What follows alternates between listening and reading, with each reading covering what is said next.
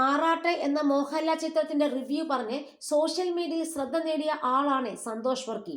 ഇതിന് പിന്നാലെ ആറാട്ടണ്ണൻ എന്ന വിളിപ്പേരിലാണ് സന്തോഷ് അറിയപ്പെടാൻ തുടങ്ങിയത്.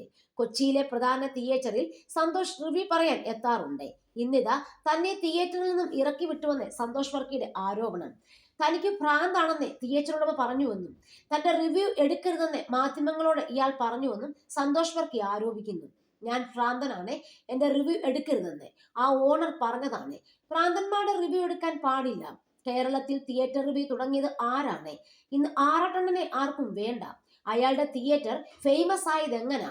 ആറാട്ടണ്ണൻ ഇപ്പോൾ ഭ്രാന്തനാണ് എന്നാണ് സംഭവത്തെക്കുറിച്ച് സന്തോഷ് വർക്കി പറഞ്ഞത്.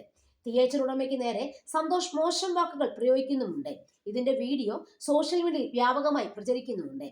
നേരത്തെ സിനിമ കാണാതെ റിവ്യൂ പറഞ്ഞതിന്റെ പേരിൽ സന്തോഷ് വർക്കി ആളുകൾ മർദ്ദിച്ചിരുന്നു. ഇതേ തിയേറ്ററിൽ തന്നെയായിരുന്നു ആ സംഭവവും അരങ്ങേറിയത്. വിതിൻ സെക്കൻഡ്സ് എന്ന സിനിമ മുഴുവനായി കാണാതെ സന്തോഷ് റിവ്യൂ പറഞ്ഞെന്ന് ആരോപിച്ച സിനിമയുടെ അണിയറ പ്രവർത്തകർ ഉൾപ്പെടെയുള്ളവർ ഇയാളെ കയ്യേറ്റം ചെയ്യുകയായിരുന്നു. പണം വാങ്ങിയാണ് ഇത്തരമൊരു കാര്യം ഇയാൾ ചെയ്തതെന്നും ആരോപണം ഉയർന്നു. മുൻപ് പലപ്പോഴും നടിമാരുടെ പേരിൽ സന്തോഷ് വർക്കിക്കെതിരെ വൻ വിമർശനങ്ങൾ ഉയർന്നിരുന്നു. നടിമാരെ മോശമായ രീതിയിൽ പറയുകയും അത് സോഷ്യൽ മീഡിയയിൽ പോസ്റ്റ് ചെയ്യുകയും ചെയ്തിട്ടുണ്ട് സന്തോഷ് വർക്കി.